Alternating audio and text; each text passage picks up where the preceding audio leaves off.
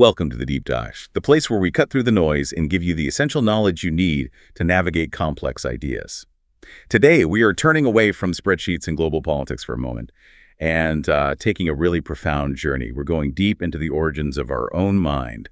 We are unpacking the first sections and the first couple of agreements from Don Miguel Ruiz's modern classic, The Four Agreements. It's a text, as many of you know, rooted in ancient Toltec wisdom. Yeah, that's right. And, whether you've read this book cover to cover or this is completely new territory for you, our mission today is to, move beyond just the simple slogans you might see on posters. We're really aiming for a proper deep dive into the Toltec philosophy that actually underpins this whole work. We want to explain exactly how our reality gets constructed, how we were sort of programmed from childhood, and why these first two agreements in particular offer such a potent pathway to, what Ruiz calls radical personal freedom. This is really about understanding the fundamental architecture of the self, Okay, let's unpack that right from the start then. We're talking about the Toltec. Now, our sources define them not really as a race or a specific nation in the way we think of it, but more like a society of incredibly insightful individuals. Who exactly were these people? What was their main purpose? Well, the Toltec were essentially a lineage of masters. The text calls them women and men of knowledge and characterizes them as both scientists and artists, but in the spiritual realm. They gathered apparently at this massive pre-Aztec city, Teotihuacan. And the name of that city is incredibly significant. Teotihuacan means the place where man becomes God. So their core focus wasn't really conquest or politics in the usual sense. It was about conserving and exploring spiritual and philosophical knowledge, particularly knowledge around the nature of human perception and consciousness itself. Yeah, and I find it fascinating that this wisdom, this deep understanding, remains so deliberately hidden for centuries, primarily passed down through these secret lineages. Why? Why the need for such intense secrecy? Well, according to the tradition Ruiz draws on, there were really two big reasons why this ancestral wisdom was shielded so carefully. The immediate sort of external cause was the European conquest. That obviously necessitated obscuring and protecting indigenous knowledge just to prevent it from being wiped out entirely. But there was also an internal reason, which is maybe even more interesting. It was about the potential misuse of this personal power by apprentices, by people who hadn't reached full mastery. So the true wisdom needed to be preserved, passed down only through these select masters known as naguals. Naguals. Yeah, to ensure it wasn't, weaponized or corrupted by those maybe seeking power for their own ego or for destructive ends. I mean, this is wisdom that deals with the fabric of reality itself, so the stakes were incredibly high, you could say. Right, manipulating perception itself. And the philosophical foundation for all this laid out in this really foundational story, isn't it? It's poetically named The Smoky Mirror. This sounds like the origin story for the whole worldview. It really is. It's like the big bang of this particular philosophy. The story centers on a human, someone studying to become a medicine man. He was apparently sleeping in a cave one night. Woke up during a new moon, staring up at the vastness of the night sky. And in that moment, he had this intense personal realization, a real epiphany. He thought, I am made of light. I am made of stars. Okay, wow. And here's where it gets really profound, isn't it? He concluded it's not actually the stars that generate the light. Exactly. But the light that generates the stars. He understood that everything that exists is actually one single living being, and that this living being is, God, a conscious, intelligent force behind everything. Yes. And this single realization established this foundational dichotomy of existence. The tonal versus the nagual. So the tonal is everything physical, everything we can perceive and name, the stars, our bodies, objects, the material manifestation. It's the form, the what. Okay, so the tonal is the concrete stuff we can point to. What then is the nagual? The nagual is the light itself. It's the formless, the space in between everything, the unseen awareness. It's the intent, the life force, maybe the consciousness that creates the harmony between the physical form, the tonal, and that boundless energy, the nagual. Think of it like music, perhaps. The tonal would be the individual notes being played, the specific instrument, the sound waves you could measure. Right. But the nagual is the silence, the crucial space between the notes. It's the feeling, the consciousness of the composer. It's that necessary void that actually gives the notes their meaning, That analogy really helps, yeah. So if all of reality is essentially just light perceiving light, where does the element of illusion come into our daily lives? How does that work? The illusion. Well, it arises from this understanding that matter itself functions like a mirror. Matter reflects light, right? And that generates an image of the light, which is what our senses perceive. However, surrounding this mirror, there's this layer of what the story calls smoke. And that smoke is the dream, the illusion. This smoke is what stops us from seeing our own true nature, which, according to this philosophy, is pure love, pure light. So when the medicine man had his revelation, he saw everyone else as also being pure light, basically reflections of himself. But the profound tragedy he realized was that they couldn't see themselves that way. They couldn't see it in themselves. No, and they couldn't recognize him as a reflection of themselves either. Because of the smoke. That Yes. fog of interpretation, that illusion of separation. Yeah. That's exactly why he chose the name Smoky Mirror for himself, Yeah. right? Precisely. He saw himself as a perfect mirror for the rest of humanity, showing them their own divine nature. But the smoke, which is really the agreed-upon illusion, the collective belief systems, prevented that mutual recognition. For you, the listener, the smoke is essentially the ego, it's fear, it's that whole web of expectations and judgments that keeps the mirror of reality cloudy, and that leads directly to separation and conflict. That transition from the kind of cosmic philosophy down to our everyday lives, that's really key. So let's move from this concept of the smoky mirror down to the argument Ruiz makes next, which is that we are dreaming constantly, like 24 hours a day. That's the crucial bridge, exactly. The primary function of the mind, according to this view, is dreaming. Now, when we sleep, the dream is often chaotic, nonlinear, right? But when we are awake, the material world around us, that tonal we just talked about, acts as a kind of structure. It forces the dream to become linear, so we perceive it as reality. Our personal dream is simply our ongoing experience of this structured reality. Okay, but our personal dream, it isn't created in a vacuum, is it? It's constantly shaped by the collective reality, what the book calls the dream of the planet. How do we define that massive global dream? Yeah, the dream of the planet. It's described as this colossal collective dream. It's really a compilation of billions of personal dreams that are sort of aggregated over thousands of years. It includes pretty much everything. All of society's invisible rules, its laws, moral beliefs, religious doctrines, political structures, our cultural expectations of beauty, gender roles, you name it. This framework was established long, long before any of us were born. And it's essentially the operating system we're all plugged into from day one. And we enter this system as infants through a process that's described pretty starkly as domestication. How does this outside dream manage to hook our attention and basically rewrite our native software, so to speak? It's all about attention. Attention is our ability to focus our energy and to discriminate, to choose what we perceive. And the adults around us, our parents, teachers, maybe religious figures, they act as these really powerful intermediaries for the dream of the planet. They use repetition, constant repetition, to transfer this vast amount of societal information. They repeatedly teach us what's considered good or bad, which actions are acceptable, which opinions are ugly or beautiful. And as a child, you don't really get a vote in this process, do you? I mean, we never chose our first language or our initial moral code or the gender roles maybe assigned to us. Nope. We simply surrender. The key mechanism here is agreement, and that agreement is facilitated by unconditional faith. As children, our faith in the adults who care for us is, well, it's absolute, isn't it? If a loving adult tells us something, we agree, we believe it implicitly, and that piece of information gets stored. It forms the basis of our belief system. That's the code that ends up controlling our entire life dream. And because we're too small and completely dependent, we can't really win a rebellion against these established rules, so we just internalize them. The actual mechanism of this domestication, it sounds quite harsh when you describe it like that. Even if it's often driven by love, or at least the intention of love, it's likened to domesticating an animal, using this system of punishment and reward. It is a profound and usually completely unconscious act of cultural transfer. It's how culture perpetuates itself.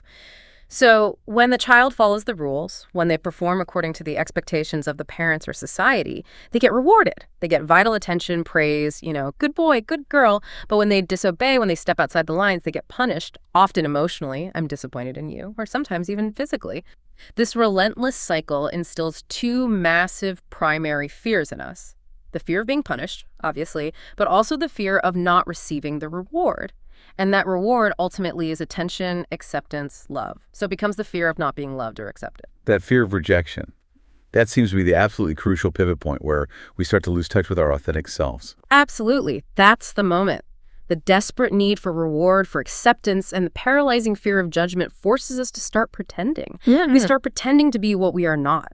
We suppress our spontaneous, authentic, maybe our wild tendencies just to be seen as good enough for the people whose love and approval we fundamentally require for survival at that age.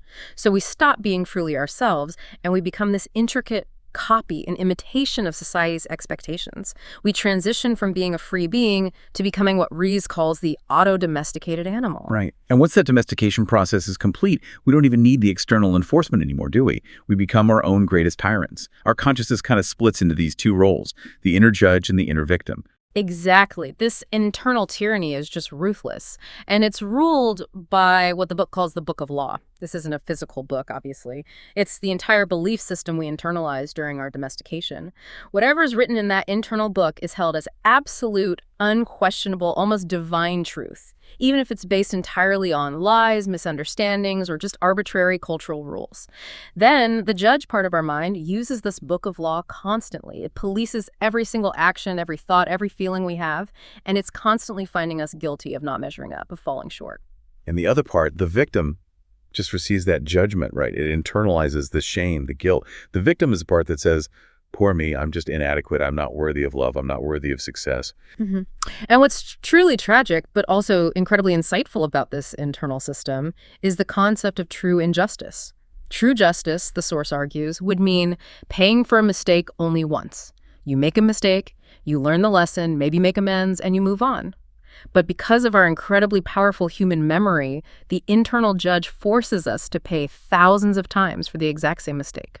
Can you give us a kind of modern, relatable example of that, paying thousands of times? Because I think this is where the insight really lands for, our professional listeners, maybe. Oh, absolutely. Think about maybe that moment in your professional life, say 5 years ago, you made a minor error in a presentation, maybe messed up a slide, or perhaps you made a slightly insensitive comment in a meeting, didn't read the room right. Now, every time you recall that memory, which often happens, doesn't it, just before a big new presentation or an important meeting, the judge inside your head instantaneously finds you guilty all over again. You feel the shame, the anxiety, maybe the self-loathing just as intensely, sometimes even more intensely than the first time it happened. You are effectively paying the penalty, the emotional price for that single error thousands and thousands of times, generating this immense internal pain over something that is long past and probably nobody else even remembers. That constant, relentless, self-inflicted punishment that is the definition of true injustice in this context. Wow. Yeah. When you look at that level of internal suffering, magnified across millions, billions of people, it really explains the larger environment, doesn't it?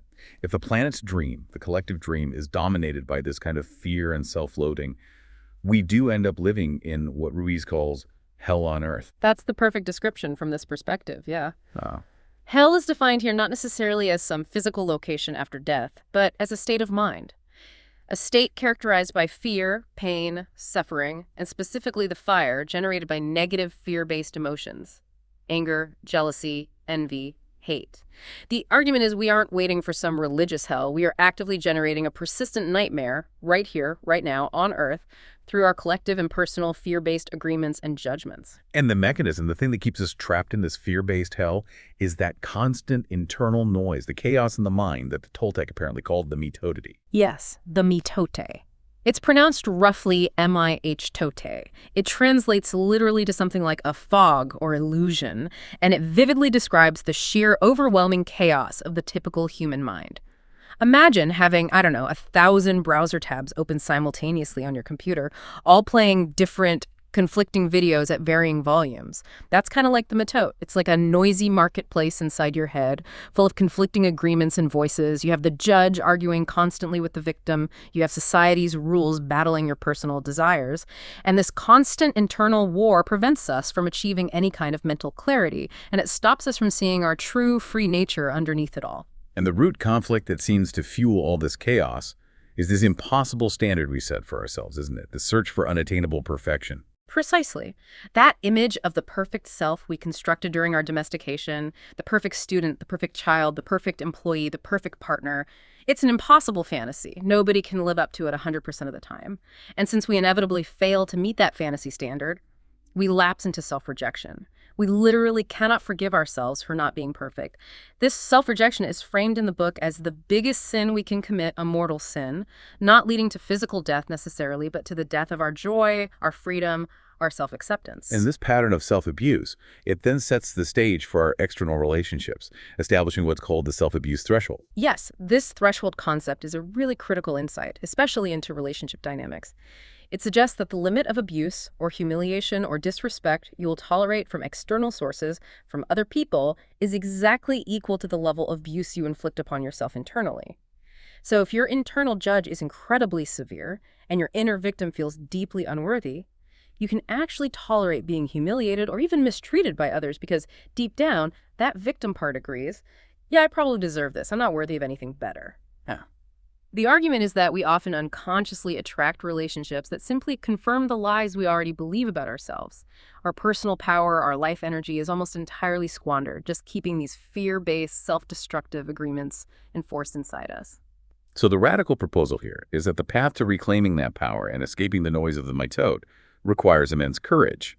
The courage to break those lifelong fear-based agreements and adopt 4 powerful new ones instead. It really demands what the Toltec tradition might call a warrior's discipline. It's about making a conscious choice. We need to stop investing our precious energy in the fear and the guilt and the self-punishment and consciously redirect that power toward intentional, life-affirming choices and agreements. And that liberation, that journey, begins immediately with the very first agreement, which is all about the power of the word. Okay, so agreement number 1. We are told this is the most important agreement of the 4th. It's the foundation upon which all the others rest. And mastering it, the book claims, can literally create heaven on earth. The first agreement is, be impeccable with your word. Its supreme importance really stems from the nature of the word itself in the Toltec view. The word isn't just communication, it's pure creative power. It's seen as a gift directly from the divine, from God. It's even referenced, as you know, in the Gospel of John. In the beginning was the Word, and the Word was with God, and the Word was God. Whether that word is spoken aloud, written down, or even just deeply thought with intent, the word manifests our intent, and it helps organize our reality. It is essentially pure magic. But like any powerful magic, or like a sword, it has 2 edges, doesn't it? It can be used to create incredible beauty, connection, love, or it can be used to destroy everything in its path. That duality is precisely the heart of its power and its danger. The misuse of the word is what Ruiz calls black magic. And this is what fuels the dream of hell we were just talking about. This is using language, our words, our thoughts, to curse, to blame, to criticize, to gossip, basically to spread emotional poison. And we only need to look at history, unfortunately, to see extreme examples, the power of someone like Hitler, who used pure, fear-generated words, powerful rhetoric, to manipulate an entire civilization into committing acts of global destruction. That's black magic on a terrifying scale. So the opposite of that, the correct or beneficial use, is white magic.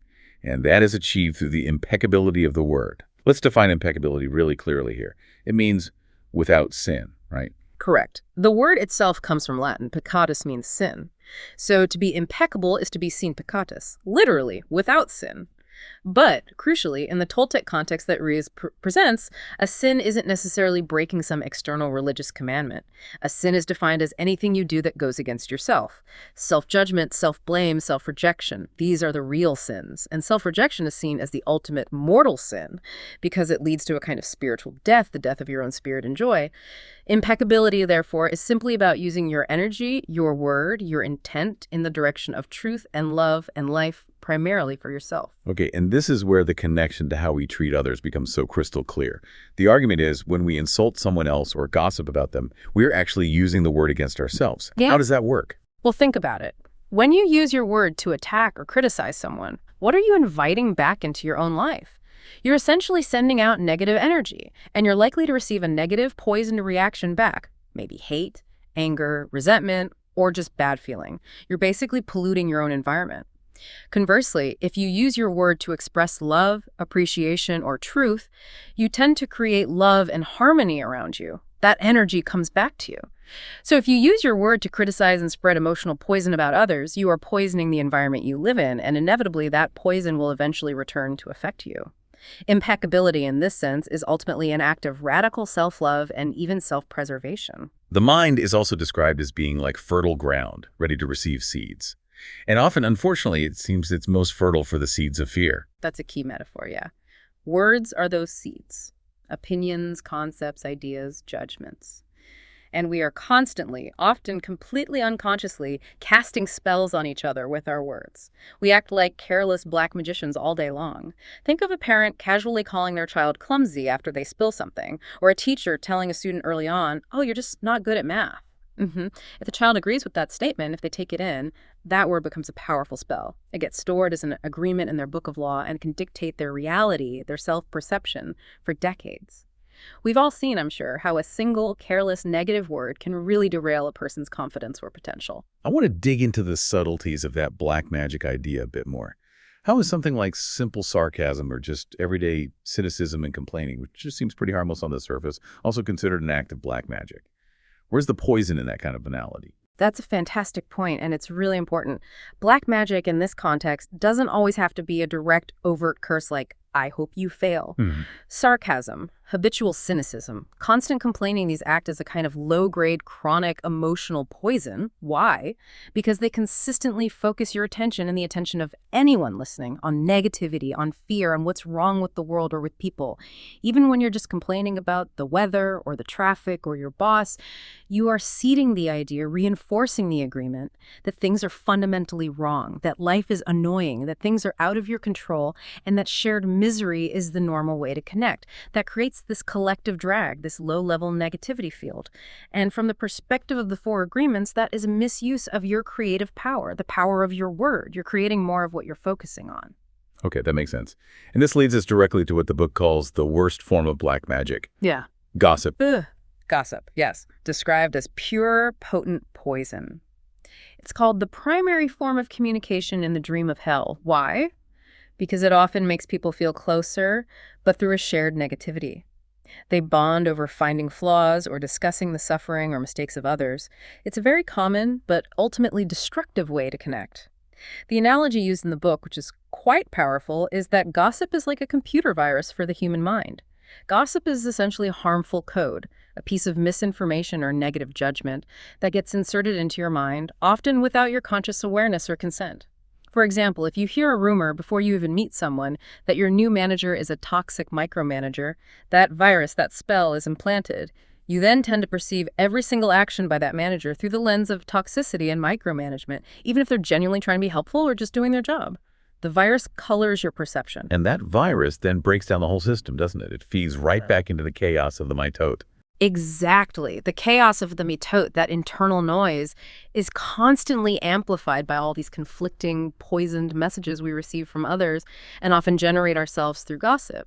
So when we make a conscious effort to stop gossiping, both spreading it and absorbing it, we start to create internal clarity. We stop feeding the chaos. So the massive payoff, the reward for really practicing being impeccable with your word, is essentially achieving a kind of emotional immunity. That's a huge part of it, yes. Impeccability, practiced consistently, starts to clean the emotional poison out of your own mind, and crucially, it grants you a growing immunity to negative spells coming from the outside. If your mind is no longer fertile ground for black magic meaning, if you don't automatically agree with the negative words or judgments spoken against you, then you simply cannot be poisoned by them. The external world can launch whatever negativity it wants, but if you don't agree, if you don't take it in, it can't penetrate your inner peace, it just bounces off.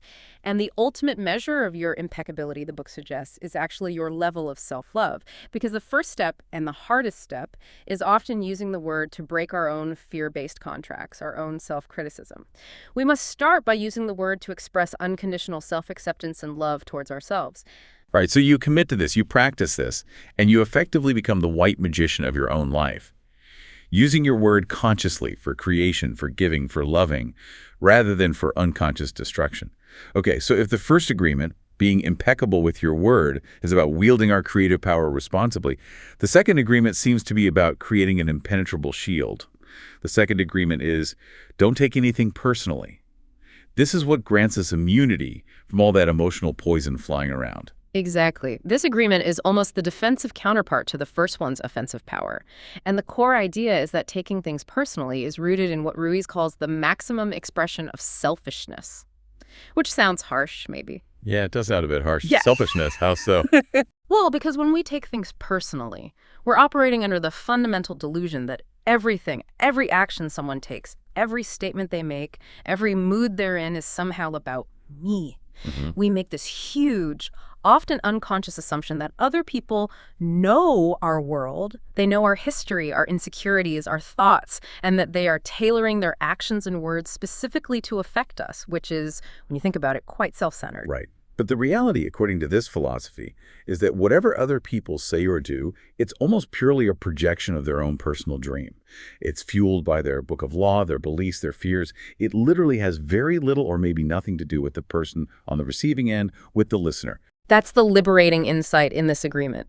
Everyone is operating based on their own internal alignments, their own unique belief system, which was formed during their own often painful process of domestication. So if someone calls you lazy, for instance, and you take it personally, what's happening? You are essentially agreeing with their assessment on some level. You're internally validating their spell, and by doing so, you ingest their emotional poison. You let their reality define yours in that moment. So it sounds like taking things personally basically makes you the perfect, easy target for those black magicians. We talked about the people, consciously or unconsciously, who are looking to dump their emotional garbage, their poison, onto someone else. It's absolutely true. When you achieve immunity through this agreement, you simply don't eat their garbage anymore. The emotional poison might be sent your way, but it hits your shield, so to speak, and ideally it just returns to the sender or dissipates, leaving you entirely unaffected. This agreement acts as a critical filter. It allows you to remain clear-headed and emotionally stable even when you're surrounded by the chaos and negativity stemming from other people's fear-based dreams and projections. Okay, but let's play devil's advocate for a second here. Isn't it a bit unrealistic to expect someone to never take harsh criticism personally, especially if it comes, say, from a loved one or a respected boss? And maybe it even feels factually correct on some level. That is the essential challenge, isn't it? And it definitely requires some nuance and fine-tuning in practice. The agreement isn't asking us to become oblivious or to ignore potentially useful data or constructive feedback. What it's asking us to do is to learn to divorce the content, the factual information, the data from the delivery, the emotional charge, the poison, the judgment that often comes with it. So if a superior criticizes your work, the practice is to analyze the feedback for useful data points. Okay, maybe I could improve this aspect, but you consciously choose not to absorb their anger or their disappointment or the projected stress about their own deadlines. The signal that you have taken it personally is your own emotional reaction. If you feel offended, defensive, wounded, angry, that's the clear sign that you've ingested the poison, that you've made it about me. Right. So that feeling of being offended, that emotional sting, it signals that it's not really the speaker's word itself that is hurting us, but rather our own existing wounds, our own insecure agreements in our book of law that are being touched or activated. Precisely. That's the core insight. If a statement hurts, it's because it triggers an already agreed upon belief of inadequacy or unworthiness, or whatever the wound is, that's already stored within your own book of law. You are, in that moment, hurting yourself by validating that old, painful agreement. And the resulting emotional response, whether it's anger, sadness, jealousy, shame, is actually a projection of your own fear, your own internal landscape. The claim is, if you could truly live without fear, those volatile, reactive emotions would have no internal fuel. They wouldn't have a place to land, and they would simply dissipate much more quickly. The inner chaos of the matut, that noisy marketplace, it definitely seems amplified when we do take things personally, too. Because, as you said, our internal opinions about ourselves are often completely unreliable or contradictory anyway. Absolutely. The mind is this loud marketplace full of conflicting agreements, judgments, and fears. This internal noise, this matut, is partly why, the book argues, humans have developed such a strong, almost unconscious addiction to suffering.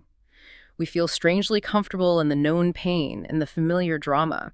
And because our self-abuse threshold might be quite high, we often actively, if unconsciously, seek out people or situations that will confirm our internalized victim role, our belief that we're not good enough. It sounds perverse, but we can feel safer in suffering sometimes because it's familiar territory. We'd almost rather be right about our own misery than take the risk of being wrong about our potential for happiness and freedom.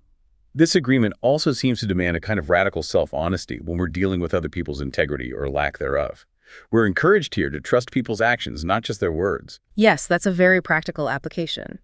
If people lie to you, the perspective here is that it's usually because they themselves are terrified. terrified of being discovered as imperfect, of not living up to their own internal judge or the expectations of others. Their lies are often directed inward first, part of their own smokescreen. But for you, the listener, if someone consistently says one thing, maybe, I love you, I support you, I'll be there. But their actions repeatedly contradict their words, and you choose to keep believing their words over their actions, well, then you are committing a lie against yourself. You become responsible for the pain you inflict on yourself by refusing to acknowledge the truth of their behavior, which is revealed in what they do, not just what they say. The reward, then, for really mastering the second agreement, it sounds like. Yeah. Freedom. A true, unassailable kind of emotional freedom. The emotional weight can lift almost instantly when you start practicing this, even imperfectly. Things like anger, jealousy, envy, even profound sadness, they begin to vanish because you realize you are no longer the intended target of the world's emotional poison. It's not actually about you. You gain the freedom to, as the book says, travel the world with an open heart because no one can truly manipulate or hurt you emotionally if you don't allow them to, if you don't take their projections personally. And when you combine the first two agreements, really working on being impeccable with your word and choosing not to take anything. Personally, the claim is you break down something like 75% of those small, insidious, fear-based agreements that maintain the internal structure of hell, the metot. You're establishing self-trust above all else. Wow. We've definitely covered some tremendous ground today. We've moved all the way from the Toltec philosophical blueprint of the universe, the smoky mirror, right down to the immediate practical application of these first two powerful agreements.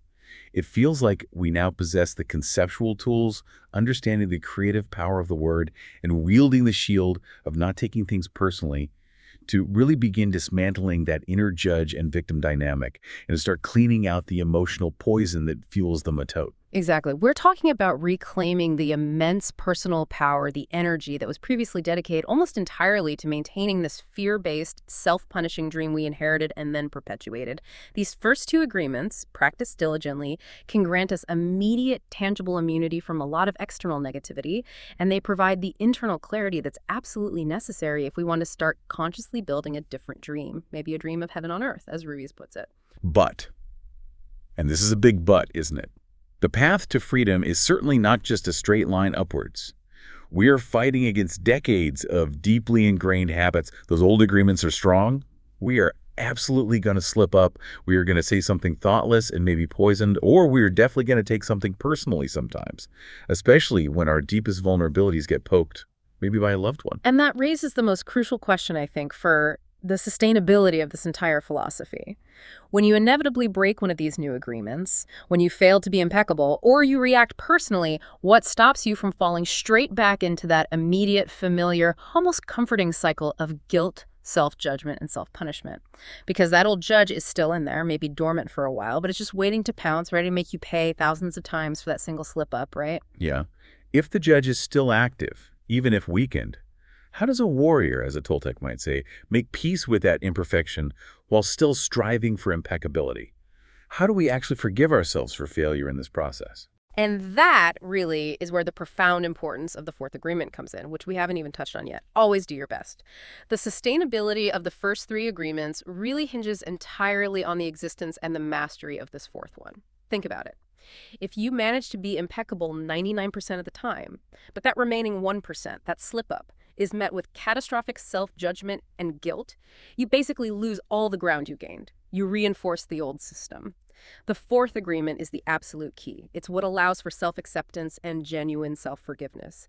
It fundamentally changes the entire internal system from one based on perfection and punishment to one based on learning, practice, and effort. It ensures that regardless of the quality of your attempt on any given day, whether your best today was amazing or frankly not great, you can accept your humanity, learn from it if necessary, and simply start over tomorrow without the crushing weight of guilt or self-blame. That acceptance, that ability to just do your best and let go of the outcome, that's the ultimate non-stick coating for the soul, you might say. Welcome back to the Deep Dive. We've heard you, and you're keen to get a really structured look at the next stages, the deeper mechanics of the Toltec path to personal freedom. That's right. We've talked about the power of the word, about not taking things personally. Now we're moving into the transformation itself. So today, we're really immersing ourselves in agreements 3 and 4, and then, crucially, the whole roadmap, they lay out this Toltec path to freedom. Exactly. The Toltec goal, remember, is this mastery of transformation. It's about consciously shifting from what they call the dream of the planet, which is often, let's face it, a kind of collective nightmare of fear Yeah. towards creating a new dream, essentially building your own personal heaven on earth. And these next two agreements are, well, they're the core tools for that acceleration. Right. We're not just skimming the surface here. We want to really drill down into the practical steps, the how-to, culminating in this, frankly, radical idea of consciously creating heaven on earth. It's all about achieving that mastery of transformation. And you can see how they build. The first two agreements kind of set the foundation, right? Respect yourself, build immunity. But 3 and 4, these are the active tools. They're about dismantling the fear structures. They push you towards action, towards courageous truth, as the source puts it. Okay, agreement 3, don't make assumptions. Sounds simple, almost like, basic advice. But the way it's presented here, it's positioned as a major root of our daily suffering. Why is assuming things so potent, so damaging? Well, it taps into something really fundamental. Our brains are wired to make sense of the world quickly. We need to understand what's going on to feel safe. Right, certainty equals safety in the mind's logic. Exactly. But reality is messy. It's ambiguous. So when our mind hits a gap, a piece of missing information, its default is to just fill it in. It makes an assumption. And here's the crucial bit, isn't it? We don't just make the assumption. We instantly buy into it. We treat our guess, our fantasy, as absolute fact. 100%. And that's where the trouble starts. You can trace the connections, We assume something maybe about someone's intention or tone. Yeah. Then, boom, we take that assumption personally. Agreement 2 gets broken. Right. That hurt, that perceived slight, then fuels our need to react, often with our words. So agreement 1 breaks, we gossip, we blame, we send out that emotional poison. So the whole drama cycle kicks off just from that initial refusal to get clear. Precisely. It's like building this huge emotional storm cloud out of, well, basically nothing, out of a guess. The source material uses the example of relationships, which is, painfully relatable for most of us, right? Oh, absolutely. It nails it. We assume our partner just knows what we want or need. They love me. They should know. Yeah, the should know trap. But nobody's a mind reader. So when they inevitably fail to meet this unspoken, uncommunicated expectation, we feel hurt, maybe betrayed even. And instead of saying, hey, I didn't communicate clearly, we hit them with, you should have known. And that one refusal, that fear of maybe 5 seconds of awkward clarification. Right. Just asking. It leads to days, weeks sometimes, of simmering resentment or outright conflict, all based on a phantom expectation. It's tragic, really. We prefer the drama, the fight, over asking a simple question, and the source suggests why. Asking opens the door to an answer we might not like, or maybe even no answer, which feels uncertain, threatening that need for safety. So making even a negative assumption feels safer than staying in ambiguity. Paradoxically, yes. At least you have an explanation, even if it's totally wrong. It closes the loop in your mind. Now let's bring in this concept of the mitote. The source describes it as this fog, like 1,000 voices chattering in our heads. How does that fuel assumptions? The mitote is the constant internal noise, isn't it? It's the inner judge, the commentator, the worrier, all going at once. And because of this chaos, we tend to only perceive things that confirm our existing beliefs or fears. Beliefs stored in our personal book of law, as the text calls it. Exactly. Let's pause on that book of law for a second. It's basically the rule book we internalize during our upbringing, our domestication. All the shoulds and shouldn'ts, the goods and bads, what's acceptable, what isn't. It's the software the inner judge runs on. Perfectly put. So the mitote running that software looks out at the world and just projects. It dreams up scenarios based on those rules and our fears, often with zero basis in reality. Like the example given, seeing someone smile across the mall and instantly constructing this whole fantasy relationship or assuming they're judging you or whatever fits your internal narrative at that moment. It hijacks perception. And the source says the biggest, most fundamental assumption underlying all this is that everyone else thinks, feels, and judges exactly the way we do. Wow. That's huge. Isn't it? Because we tend to be so hard on ourselves internally that inner judge is relentless, right? Not good enough, made a mistake. We just automatically assume everyone else is doing the same thing to us. Judging us, blaming us, getting ready to reject us. We live in fear of external judgment, but the source argues it's really a projection of our own self-judgment. We've already rejected ourselves. Exactly. And we expect the world to follow suit. So the way out, it's the opposite of assuming. It's courageous communication. Yes, it takes real courage, the warrior's courage, they call it, to face the potential discomfort of the truth, to stop lying to yourself about what you need or feel, and to actually ask. Instead of letting that assumption fester, you just pause and say, hey, could you clarify what you meant? Or I'm feeling unsure about this. Can we talk? And poof, the emotional poison often just dissolves right there. Clarity cuts through the fog. And the implications for love and relationships seem really profound here. They are. The idea is if you truly love someone, you accept them as they are. Full stop. The moment you start assuming how they should be or trying to change them to fit your assumptions, You don't actually like them. You like your idea of them. that's the tough truth it presents. Real love, in this view, requires dropping the assumptions and the need to change the other person. Clear communication becomes key. Defining what you want, what you need, your boundaries. Without assuming they magically know. Right. And crucially, finding your voice to ask for what you need while, and this is the balance, respecting their absolute right to say yes or no. When you let go of trying to control the outcome through assumption, the whole dynamic shifts. Okay, let's move to the fourth agreement. Always do your best. This feels less like a specific prohibition and more like an overarching principle. It absolutely is. It's the action component. It's what takes the first three agreements from ideas you understand intellectually, Right. from Yeah. theory that you actually live. Yeah. It's the engine that integrates them into your daily life. Without doing your best at applying them, they just remain nice concepts. So it's about consistent practice. Consistent effort, yes. Yeah. It's the commitment to keep trying. If you mess up, and you will, you just reassess, maybe forgive yourself, and then commit again to doing your best today. Now, a really important point the source emphasizes is that your best isn't some fixed superhuman standard. Oh, absolutely critical. This really pushes back against that sort of grind culture mentality sometimes. Your best is incredibly fluid. It changes constantly. How so? Well, think about it. When you're healthy, rested, feeling good, your capacity, your best is probably quite high. Sure. But if you're sick or exhausted or maybe going through something emotionally difficult, your best might simply be dragging yourself out of bed and managing basic self-care.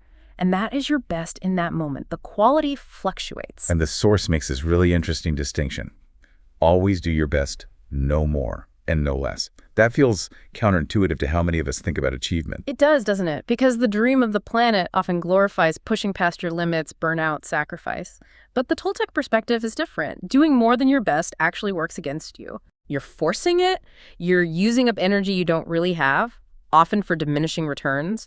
You end up depleting yourself, feeling resentful, maybe even sacrificing your joy in the process. And joy, as we'll see, is kind of the whole point. Overdoing it leads to exhaustion and burnout. Okay, and the flip side, doing less than your best. Ah, that's where the inner judge gets its ammunition.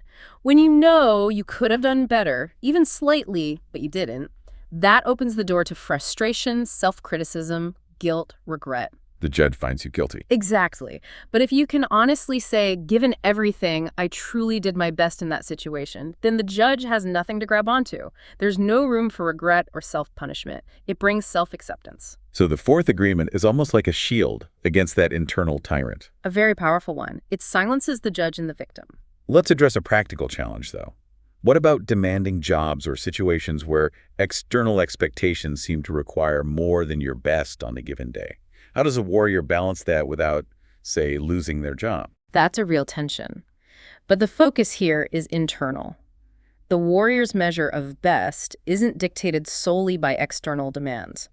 If your capacity today is genuinely 4 hours of quality work before burnout, then doing those 4 hours is your best. And pushing for 8, just because it's expected, would be doing more than your best, potentially harming yourself long term. Exactly. It might mean needing to communicate boundaries or manage expectations, or simply recognizing that pushing beyond your genuine best today might compromise your best tomorrow.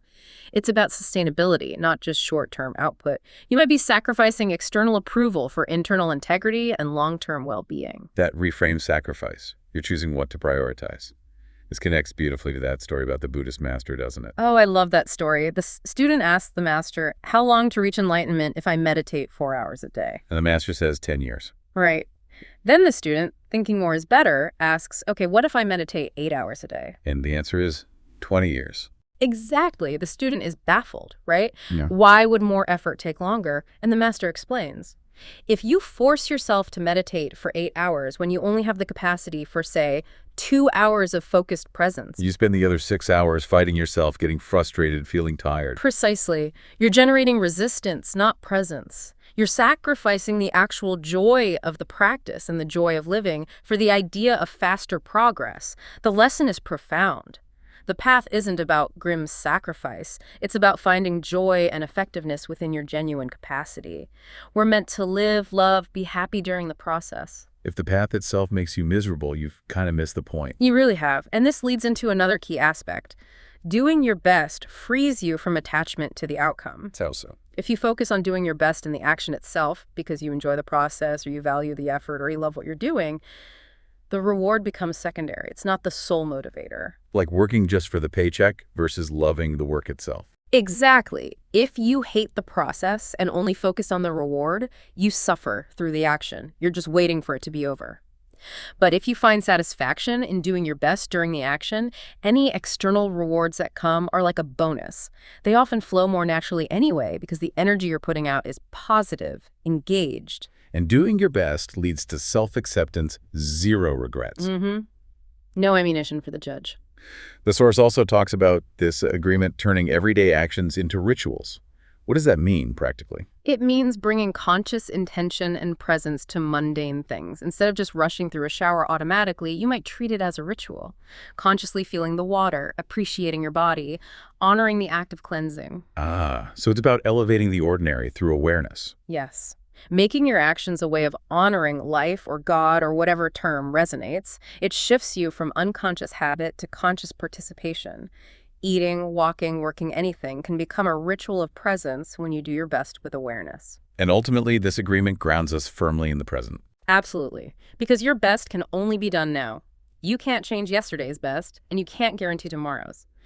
Focusing on doing your best right now forces you to let go of the past, the regrets, the mistakes, and stop worrying excessively about the future. Living fully now is the greatest expression of gratitude for life, isn't it? That's exactly how the source puts it. The best way to say thank you for the gift of life is to live it right now, without being dragged down by the weight of yesterday or paralyzed by fear of tomorrow. Okay, so we have the core tools. Impeccable word, not taking things personally, not making assumptions, always doing your best. Now, how do these fit into the larger picture, the Toltec path to freedom? This is where we see the grand strategy. True freedom in this context isn't about external circumstances like politics or money, though those matter. It's the internal freedom to be authentically yourself. Like rediscovering that fearless, joyful child we were before the domestication process started. Exactly. Before we learned all the rules, fears, and judgments. But the sources are clear. We are the ones preventing our own freedom now, through the internal structures we've allowed to take root. The judge, the victim, and the entire belief system that book of law we talked about, these three elements form an internal tyranny that keeps us trapped in fear and self-limitation. And the source uses a really potent metaphor for this internal system, the parasite. Yes, it's a striking analogy, isn't it? It frames the judge, the victim, and the fear-based beliefs not just as bad habits, but as a kind of psychological parasite. And what does this parasite feed on? Emotional poison, specifically the poison generated by fear. So anger, hatred, envy, jealousy, sadness, self-pity, all these negative fear-rooted emotions are its food source. Our own life energy, when converted into fear, sustains it. It literally controls our personal dream to ensure it keeps getting fed. Wow. That really reframes the journey. It's not just self-improvement. It's depicted as a kind of liberation war. It is a war against the parasite, as the text says, a war for your own independence. The warrior recognizes this internal occupation and decides to fight back, to reclaim control over their own mind, their own emotional energy. Refusing to be controlled by fear, essentially. Yes, refusing to be a victim of your own mind or the negativity of others, which requires immense discipline. And this path, this war, is guided by the three Toltec masteries. Let's break those down. Right, these are like the key stages or skills the warrior develops. First is the mastery of awareness. Which is? It's the starting point. Becoming fully aware that you aren't free, recognizing the dreamlike nature of your current reality, Seeing how much of your suffering is based on illusions and lies you've bought into, you have to see the prison bars before you can even think about escape. Awareness shines the light. Without it, you just think the prison is reality. Precisely. Then comes the mastery of transformation. This sounds like the action phase. It is. Once you're aware of the restrictive, fear-based agreements running your life, transformation is the process of actively changing them. This is where the 4 agreements become your primary weapons, replacing the old rules in your book of law with agreements based on truth and self-love. It's the rewriting of the internal code. Exactly. And finally, the mastery of intent, which is also called the mastery of love. What is intent in this context? Intent is described as the life force itself. It's the energy of creation, the unconditional love that permeates everything. Mastering intent means learning to consciously align with and wield this force. It's the power source that makes the transformation possible, that fuels the warrior's commitment even when it gets incredibly difficult. So love isn't just the goal, it's also the fuel for the journey. It has to be. If the fight itself is driven by fear or anger, it just creates more of the same poison. Love provides the unwavering strength. Now, the source draws a really important distinction regarding discipline, contrasting the victim with the warrior in how they handle difficult emotions. Yes, this is crucial. The victim tends to repress emotions. They feel fear, anger, sadness, but they're afraid to express it, so they push it down, swallow it. Letting the poison fester inside. Right, which just feeds the parasite. The warrior, on the other hand, learns to refrain. Refrain, not repress. What's the difference? Refraining means acknowledging the emotion, feeling the anger, the fear, but holding it consciously, not letting it control you impulsively. You gain control over the emotion, and then you can choose to express it constructively at the right time in the right way, or simply let it dissipate without acting on it destructively. So the warrior feels everything, but isn't ruled by it. Yep. They manage their emotional energy. Exactly. It's about control and conservation of energy versus the victim's repression, which leads to internal buildup and poisoning. Okay, so the goal is to defeat this parasite. The Toltec path apparently offers 3 main strategies. Yes, 3 ways to approach this internal liberation war. They vary in speed and intensity. What's the first one? It's described as the slow process. This means tackling the parasite piece by piece, fear by fear. Like addressing one limiting belief or fear at a time. Exactly. If you fear public speaking, you find small ways to practice. If you fear rejection, you intentionally risk it in low-stakes situations. Each small victory breaks a minor agreement, builds your personal power, and weakens the overall parasite structure. It's gradual but steady. Okay, methodical. What's the second strategy? Starvation. This is based on the idea that the parasite feeds on fear-based emotional poison. So cut off its food supply. Precisely. By gaining mastery over your emotional reactions using the 4 agreements, practicing refraining instead of reacting with anger, guilt, or self-pity, you stop producing the food. When the judge tries to make you feel guilty, you refuse the bait. When someone provokes you, you choose not to engage in kind. That sounds incredibly difficult, because the parasite, the judge and victim, would presumably fight back hard to get fed. Oh, absolutely. It requires constant vigilance, recognizing the hook, the trigger, and consciously choosing a different response based on love and self-respect rather than fear. Every time you succeed, the parasite gets weaker. It takes real warrior discipline. It really does. And the third way. This one sounds intense. The initiation of the dead. It is the most radical path. It's not about physical death, of course, but a symbolic psychological death. Death of what? Death of the old self. Death of the ego, built on fear. Death of the judge, the victim, the entire book of law. It's about facing your own mortality, accepting the impermanence of your identity, and allowing that false self to die quickly and completely. A total system reboot. That must trigger immense fear. Overwhelming fear. It's confronting the void, letting go of everything you thought you were. But the promise is equally radical. Resurrection.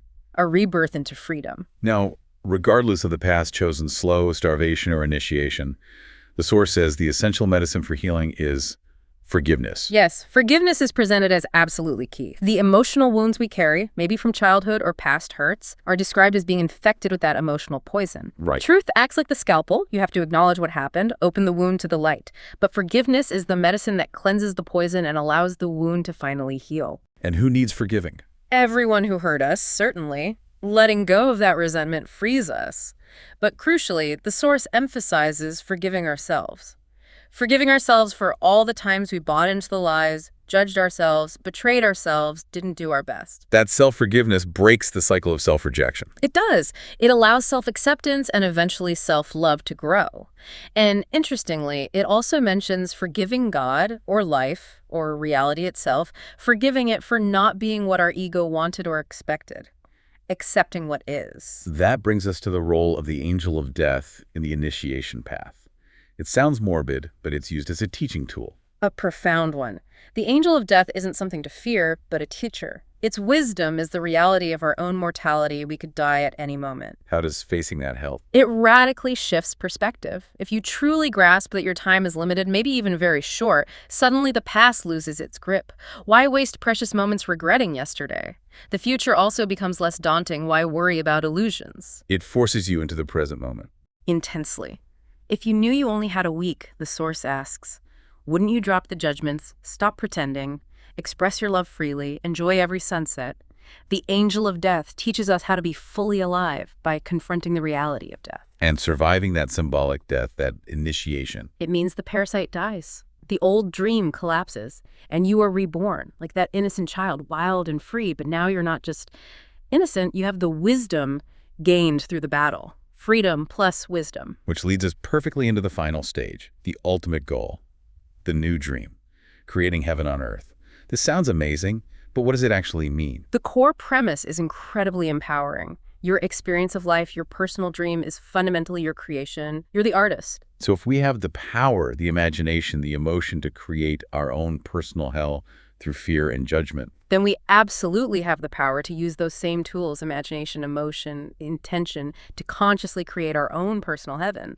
Why choose suffering when you can choose bliss? what does this state of heaven feel like, according to the source? It's described as a state of pervasive love and bliss. Fear is absent. It's like being constantly in love, not necessarily with a person, but with life itself.